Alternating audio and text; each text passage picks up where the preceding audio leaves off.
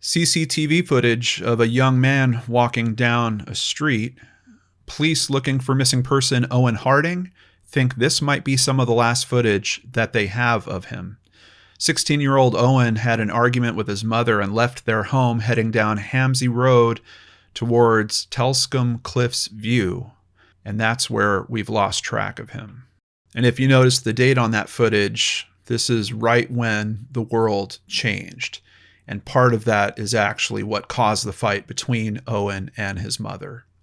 It's time to turn on the searchlight for Owen Harding.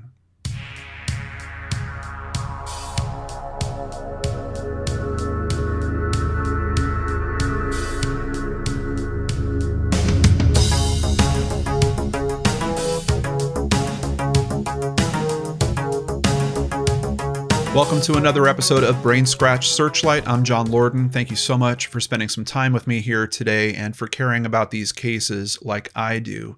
Today's case actually comes to us from the UK, so we don't have a NamUs profile to go over, but thankfully there are several good missing posters that have been put together for this case. Here we see 16-year-old Owen Harding, last seen leaving his Saltdean home at about 7 p.m. on Thursday, March 26th. He's not been in touch with any friends or family since then, and his disappearance is out of character.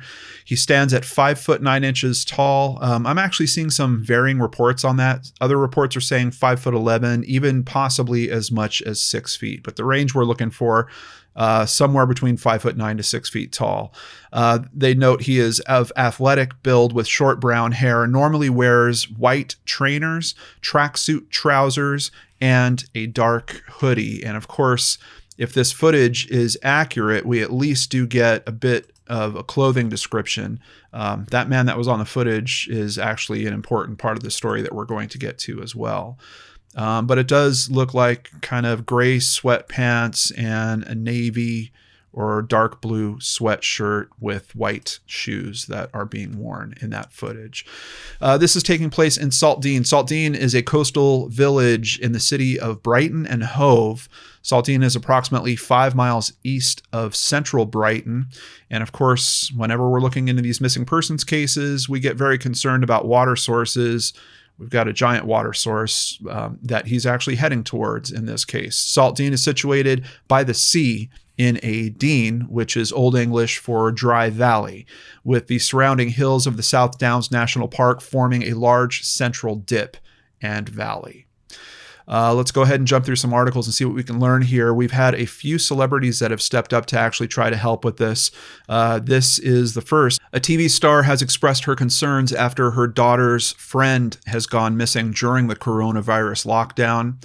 Nadia Sawala, a panelist on ITV's Loose Women, spoke out on Instagram. Quote, 16-year-old Owen left home from Bevendine Avenue just before 7 p.m. yesterday on March 26, 2020, after a disagreement and has not returned.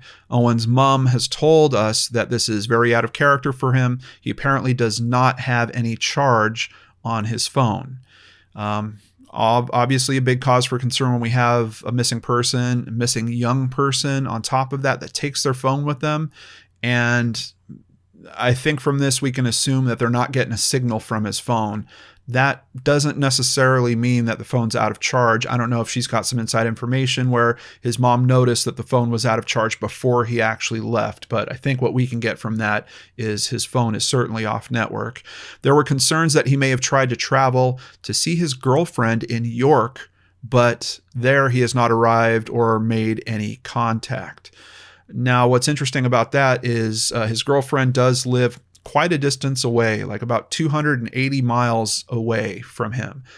They've had a relationship for a very long time. Since they were 11 is when they've known each other. But over the past few years, it's turned into something a bit more romantic. Apparently, we're going to get into some more detail about the start of their relationship and what their relationship norms are. But part of the disagreement that he's having with his mother is essentially him trying to get to see his girlfriend. And not being able to because of the lockdown that's happening. Now, let's just take a look at a map real quick so you can see what I'm talking about. Hamsey Road, where he is filmed, we think, way down here in the south, and then far north, even way past London, is the area where his girlfriend lives. According to this map, it's coming up as 287 miles. There's different routes you can take, but it's always around 280 miles here. And there's some other stops that we're going to look at on this map as well as we're going through the information that police are releasing on this case. Over at newsshopper.co.uk, investigating officer, detective, chief inspector Alistair Henry said, "We have been conducting a number of inquiries into the disappearance of Owen, which have included extensive local searches and house-to-house inquiries. We are also investigating a potential line of inquiry in regards to information that Owens Phone is in the Bromley or West Wickham area of London." So if we zoom in on the map here, I do have West Wickham marked. Bromley is just a little bit north of that. But there's some information coming out in these early articles that for some reason, it seems like his phone is having some activity in this area. Now, if we do kind of consider that story that maybe he's going to see his girlfriend, between where his house is and where West Wickham is, I believe is less than 60 miles or so. Could he possibly do that on foot? You know, average person walks about 3 miles per hour. If you decide, hey, I'm going to walk 10 hours a day, you could make about 30 miles in a day. Certainly in 2 days, he could probably get to that area. What's interesting about this information is we're not being given any time frames. If they told us that, hey, yeah, we're getting a ping from him in this area and it was only 2 hours later, we would know, okay, that's certainly not from him walking. He has to be taking some other method of transportation, if that's car or bus or possibly train. I do think it was normal for him to take a train to see his girlfriend previously. But another thing that we have to consider, at least from the footage we saw at the start of this episode, doesn't look like he's carrying any bags with him, doesn't look like he's packed in any way whatsoever. It literally looks like a young man walking down the street with nothing else on him. So if he is really going to take on this challenge of traveling 280 miles to see his girlfriend, is he going to do that without taking anything with him? Maybe. And, you know, we're talking a 16-year-old in an emotional moment that they're already, you know, having a fight with their mother. Possibly he is going to just take off and try to make that work in some way. But here we are several months later, we still don't know where he is. So obviously a big cause for concern. But what about this information about the cell phone tap that happens around this area? Let's continue to another article at the argus.co.uk. During the search, police have discounted a potential line of inquiry around his mobile phone. So it sounds like that information isn't holding up. They are still trying to investigate if he's trying to get to the area of York where his girlfriend lives. But it looks like the cell phone thing just isn't solid information. We'll see if we can get some better details about his cell phone as we move forward. Now, on top of the celebrity that we've spoken about already, something else pretty interesting happens. PewDiePie actually lives in this area as well. And a neighbor of his knows about this case, happens to be friends with Owen's mother, and decides to write a letter and leave it on Felix's door, which I'm really moved by, and I think is pretty awesome that Felix actually took the letter, took a snapshot of it, posted it on, I think on his Instagram and I've seen some other posts too, where it looks like he's sharing, like to the right of the letter, you can see there's the poster as well.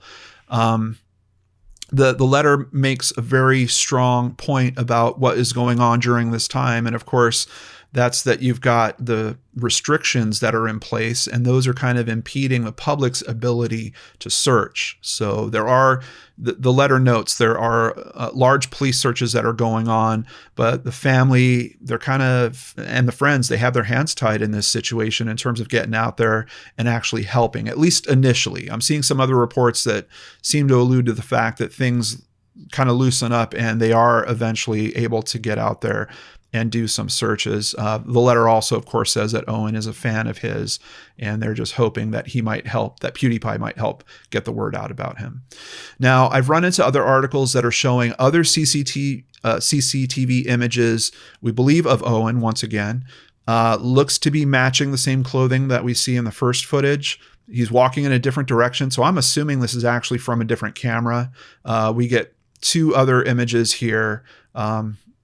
possibly of him. And I just want to keep throwing that out because we don't have law enforcement being absolutely certain that they know for a fact this is him. But they're releasing these images. They released the footage that we showed at the start of this. Obviously, they think there's a very strong chance that it is him. But with all these cameras that are catching him, there's also another potential opportunity that's coming with that. Let's see here at this article. These two people may have seen missing Sussex teenager Owen Harding. New CCTV footage released by Sussex police shows a person believed to be Owen walking along Hamsey Road. So certainly the right location, the right time. They're saying it's at 6:15 on that same day that he goes missing. Detective Inspector Mark Rosser said, "We have viewed this CCTV footage supplied to us by a member of the public, and we believe this could be Owen." So it then notes that in this footage, there are other people that they think might have actually seen him. So they release these two pictures looking for these two people. And I mentioned earlier, this one on the right, who they're kind of referring to as the workout guy or the running guy. They're looking for him. The person on the left in the black hood, they actually do track down. We don't really get a solid update in terms of any information that they get from that. But this person does come forward. The other person, they wind up still looking for. Honestly, at this point, I don't know if that person is ever found. Here's another article from the Argus. Police are appealing for a jogger to come forward. One of two people who may have seen missing Owen Harding from Saltdean on the evening he disappeared has come forward to assist police. That's the hooded figure. New CCTV footage was released last week where a person believed to be Owen is seen walking along Hamsey Road at 6:15 on the day he went missing. It is believed the person matching Owen's description was heading south down this road in the direction of the A259 South Coast Road. Once again, just to jump back to the map, it's just a straight shot from Hamsey Road directly to the A259. That's this road that's running all along the coast here. And if we go in enough, it looks like there is a scenic viewpoint right from here. And according to the information I'm seeing about the disagreement he had with his mom, it seems like that's where he was heading to. It was about a half mile away from their home. His mom thought, hey, he wants to go cool down after having this disagreement. Good, let him get out and get some exercise and maybe he'll cool down. And here we actually have a picture of him with his mother. And unfortunately, this is where the articles start just ticking the time by. This is 2 weeks after the fact. Owen, 16, has now been missing for 2 weeks. In a message shared on Find Owen Harding Missing Teen Facebook page, his mom, Stella, said, "Dear friends, in this immensely difficult and uncertain time for me, what is constantly holding me up is the outpouring of love and support from everybody around me." And that's a little bit of a shift because in some articles I'm seeing, there's one in particular by the BBC I'm not going to cover here, but I'll have it in the sources down below. Police are noting that early on, they were kind of frustrated. They were going door to door. They were knocking, trying to find help, looking in particular for places where there was CCTV cameras, looking for businesses. And because we were right at the start of the lockdown, all of a sudden those businesses aren't open. All of a sudden people don't want to answer their door. They don't want to interact with strangers when they're worried about this new coronavirus thing. So police were literally leaving memory sticks at places where they thought people had cameras and just asking the people, if you have any footage from this particular time, this particular day, please put it on this memory stick and get it back to us. Obviously, there is a very big and dramatic shift where the community really finds out what's going on and then starts supporting the efforts, and in particular, supporting his mother as well. Over at another article from the Argus, big thank you to the Argus because you can see we're really leaning on them heavily for today's coverage, and they've been covering this story very, very strongly, and I always appreciate that. With COVID-19 restrictions being heavily enforced, his girlfriend, Meg Wells Rhodes, believes there is a chance that Owen has attempted to walk 280 miles from Saltdean to see her in York. Now, the practicality of that I struggle with. You're talking 280 miles. Like I said, even if he was going to walk 10 hours a day, he could do maybe 30 miles. You're talking weeks of him just walking. What's the probability that a 16-year-old that has done this trip before, knows how far she lives, is going to try to take that on and actually walk all that? And admittedly, he is athletic, but it's just, I don't know. And to do that with taking no real supplies, There's no mention here about any money or funds that he might have had access to. Possibly if he had a bank card, maybe he didn't care. Maybe he was just going to buy new things along the way. But I don't know. I struggle a little bit with the logic, and I don't know where the assumption that he was going to do this walk came from. I know in that BBC article, they mentioned that he was kind of talking to her and talking to some friends about the fact that if he was going to be locked down, he wanted to be locked down with her. But going from that to, he's saying that he's going to walk 280 miles, I don't know. And actually meaning it. I mean, people say things like that all the time, but they don't actually mean it. Back to a quote from her. Owen and I have known each other since we were 11, and in the last 2 years, it developed from a friendship to a relationship. We've maintained it over the distance, but he has taken the travel restrictions imposed by COVID-19 quite hard. Living in different cities, it was going to be tough for us to see each other for a while, and he wasn't going to be able to take a train to see me. Let's continue with another article from the Argus. Saltine teen could have gone to cliff path.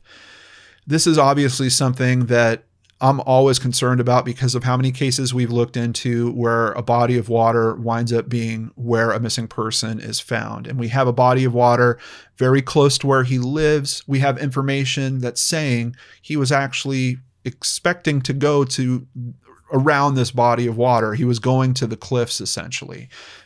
So very big cause for concern when it comes to this consideration. But let's hear what they have to report.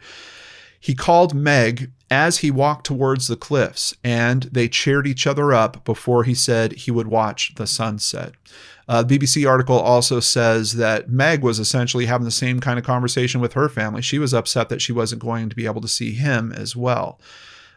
So we know that they now spoke on the phone after he left his home, but she hasn't heard from him since. His mother, Stella, has revealed that she and his girlfriend have been preparing for the possibility that there has been a tragedy at the cliffs. I did do a little bit of a search on this particular area, and in late 2019, just within a 3-day period, they do find 2 bodies in this area.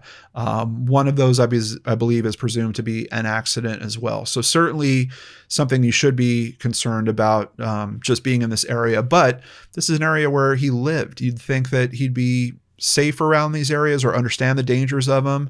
But then there's also the possibility that maybe he was too comfortable with these areas because he was used to them. I'm not sure. Back to a quote from his mother. I think we've all been prepared for that since the moment he went missing, she said. And another big cause for concern here is, when I originally saw the information about the cell phone possibly pinging that close to London, it was almost like a sigh of relief. It was like, okay, good. He's gotten away from the big bodies of water. He's gotten away from the cliff area, but then that gets ruled out.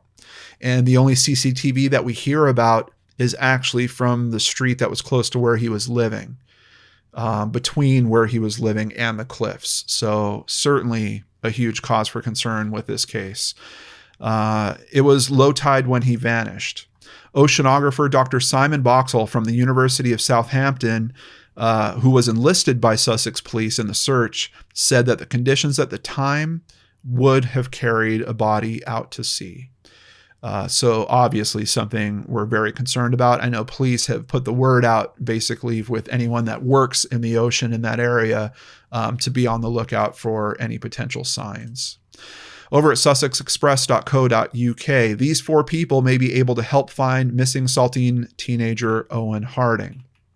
So we've already spoke about 2 people. We know one of those people was found, but it seems like when more CCTV footage is found, there's more people to consider. Now, the problem with this is I don't know the location of this CCTV footage. I don't know if it's around the docks, around that area, but let's learn about it. Working with Brighton and Hove buses to view footage from a number of services, Sussex Police has now identified 4 people who were around at that time and who may hold vital clues concerning his whereabouts. So honestly, he might not even be in this footage that they're finding. They've got the footage, they've got the timestamps where they think it's him. So they're probably now looking at cameras in that area where they thought he was going at the same time frame and then identifying those people.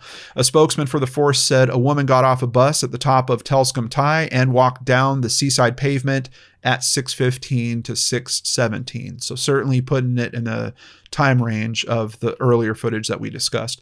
The pedestrian was at the junction of Bannings Vale and the A259 at 6:17, and two cyclists were both traveling east between 6:17 and 6:18. So here is footage of all the people that they're looking for. And honestly, I'm not sure if they've found these people or not. We've got someone on a bus, someone walking outside, two cyclists. It looks like they're right on the coast, essentially. Detective Inspector Mark Rosser said this is probably the last line of inquiry that we have in our investigation. That is certainly heartbreaking to hear, and I hope that maybe there's been some new lines that have opened up or some new leads that have come in since this was posted. It's been nearly a month since Owen was last seen or heard from, and I would like to thank the public for their support in our investigation, said the detective inspector. Back to another article at the Argus. It is believed he may have tried to walk 280 miles to see his 16-year-old girlfriend, Meg, in Yorkshire, as the two had spoken to each other and calmed each other down. But there are also fears that Owen may have been involved in a tragedy at the cliffs. Detective Inspector Mark Rosser said recent appeals to track down people in Saltdean who may have been the last to see Owen have not produced any further information. So it seems like that last call for 4 people, at least back on the 23rd of May, they still haven't heard from these people or been able to identify them. Here's a quote from him. Our searches have extended along the coastline as far east as Dungeness and Kent, and following the advice of an oceanographer from the University of Southampton, we've also alerted colleagues across the channel. The investigation remains open, and we would welcome any further information that might lead us to Owen. He was last seen on CCTV heading towards the cliffs at 6:13. His phone disconnected from the mast. I believe they're talking about from the cell phone tower at 6:23, just about 10 minutes after that footage. And of course, that certainly is a big cause for concern now with the theory that possibly there was an accident at the cliffs. His mother, Stella, said when Owen left, he was upset that he wasn't going to be able to get a train to visit his girlfriend, Meg. She said his 5-year-old sister is aware of his absence and said she keeps asking, when is Owen coming back? And my heart is aching at the possible thought of having to tell her that he's not ever coming back.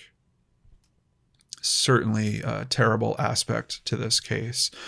Let's learn some more about Owen here with a really good interview that was done at Bexhill-on-Sea Observer with his mother. The possibility that Owen might be walking 280 miles to see Meg prompted Sussex police to look into the line of inquiry, but it quickly confirmed there were no indications at all to support this, or indeed that he has even left Sussex, making his disappearance even more of a mystery. It did confirm that Owen's mobile phone and bus pass have not been used since he disappeared. Owen's distraught mom, Stella, remains hopeful and is keeping a fire vigil going in the garden of her house in Brighton as a symbol of hope. She's basically got a stove out front that she is burning wood in, sitting at. I believe she's also got a Buddha that is out there as well. I'm sitting by the fire every day and using all the resources within me to help cope with Owen not being here, she said. This is so out of character for him. He had given me a really sweet Mother's Day card, and we are all desperately worried for him. For anyone wondering, Mother's Day is in March in the UK, where it's in May, of course, in the US. Owen and Meg are very close, and she is a lovely girl. They were on the phone a lot and would visit each other when they could. They spent most of last summer together, one way or another, visiting each other's houses and going on camping trips. It's obviously quite a strong relationship, and they can be themselves with each other. You can imagine how disappointed and worried they both were by what was happening. Owen was up and down. We were going on walks with our pet lurcher, Suki, and he was very sweet on Mother's Day, giving me a nice card, but tension was there because he kept on talking about going to Meg, and I said he couldn't because of coronavirus. On top of that, it seems like he was a high achiever. Owen was in his first year at Varndine College in Brighton. He played football for the local team, winning a local cup final. He was a strong swimmer, which is another interesting aspect if we do consider some possible accident around the cliffs. But at least in some of the instances that I read about accidents that happen out there, there's a lot of trauma that actually happens in the fall. So it could be that if he did wind up in the water, he might have not even have been conscious at that point. But strong swimmer, keen scuba diver, even qualified as a lifeguard. So once again, just the safety aspect, you would think that he would be very aware of the dangers around that. He was looking at swimming teacher courses and wanted to learn to drive to get skills that would help go traveling in Australia when he left school. His father, Peter, died at the age of 45 in November of 2018. Here's a quote from his mother. "He was a lovely, generous man, but was not a big part of our lives," she said. She also said the death of his dad may have affected him more than he realized, even though they didn't have a particularly strong relationship.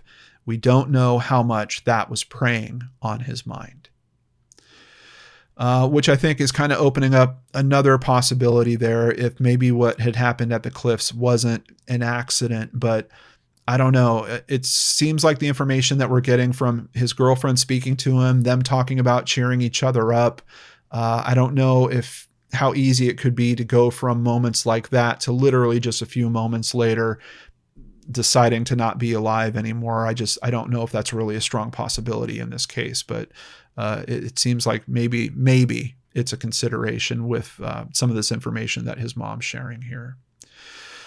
So in terms of the articles, that's all we've got. But like we did mention as we were going through the articles, there is a Facebook page, facebook.com/find Owen Harding. I'll have a link to that in the description box below, as well as everything that we've gone through here today and more. On top of that, there is a website, findowenharding.co.uk, and you can come here. We've got several images. We've got more information. If you have information about this case, you can come to findowenharding.co.uk. They've got all the info you need here for calling it in, or you can even go to a website to submit the information. I've also got that copied in the description box down below. There's a quote from his mother here about him, posters, videos that have been posted. There's a video that's been posted by his girlfriend as well. And even some information about families dealing with having a missing loved one, and a referral to missingpeople.org.uk, which is an organization that we've actually talked about here on the channel before. There was a crowdfunding effort that was open for him at Just Giving. It is now closed, unfortunately. You can see once again, the community, now the internet community, also stepped up to support this effort. They were looking to raise £500 primarily for money for posters and shirts and that kind of thing. They raised over £3,500. I would totally willingly give more money to their efforts here, but unfortunately this has been closed out. In honor of Owen and his family's search for him, I am going to make a donation to missingpeople.org.uk, and I'll have a link to them in the description box below, so you can also learn more about their services, or if you want to join me in supporting them, you can do that as well. There are aspects of this case that are extremely troubling. The fact that the footage we do know about that we are relatively certain is him is coming from so close to his home, and then we lose all other indicators, really has me worried about the possibility of what has happened at those cliffs. But we've looked into hundreds of cases here on the channel, and even with things seeming a particular way, I have been surprised time and time again by the outcomes. And we have had people of this age disappear and then come back a year later, 2 years later. And sometimes it's of their own choice. They just decide they've had enough, and for some reason they're going to go and have a different life. We've even seen cases where sometimes it's decades later and they are found, they do come back. So that's one of the things that's really tough about these missing persons cases is you can't ever really give up that hope. Things will look a certain way. And think about how we're looking at this case. We're looking through the eyes really of media and what's been reported to them from local law enforcement. We don't have full access to the case file. We don't know if there's other considerations that are going on around here. We don't know if they've looked into, is there anyone that would potentially want to harm him? Or is there anything about his lifestyle that might have raised other potential dangers? There's just so many possibilities when it comes to these cases. Yes, I get that it looks one way with what we've looked at here today. I don't think that he was going to walk 280 miles. So am I concerned about the cliffs? Yes. But am I still open to hope? Certainly. You have to be with these cases, because I'm telling you, I have been shocked time and time again with the outcomes. Let's talk about this in the comments down below. And as always, I ask that we remain respectful. I'm pretty sure that a family member or maybe his girlfriend will see this video at some point, and I want to be sure that they know that they're supported above all else. Before I end today's video, I want to thank several new patrons. Thank you. I think it's Owley. Might be Ollie, so I'm going to say it both ways. Thank you, Anna Diaz, and thank you, Shelby Ashmore Rotman, for your support as well. If you'd like to support the channel, please visit lordenarts.com, where you can sign up for Patreon or sign up for PayPal. You can also buy merchandise. All of it helps keep me here doing what I'm moved to do, trying to help these families in these extremely tough situations and supporting the wonderful causes that are helping them as well, just like missingpeople.org.uk. And of course, we're doing all that with limited commercials, and quite honestly, sometimes we have to go without commercials to properly discuss these cases. So I really appreciate your support in doing all that. Stay safe, and I will see you back here on Friday with a brand new episode of Brainscratch on the Lord and Arts channel.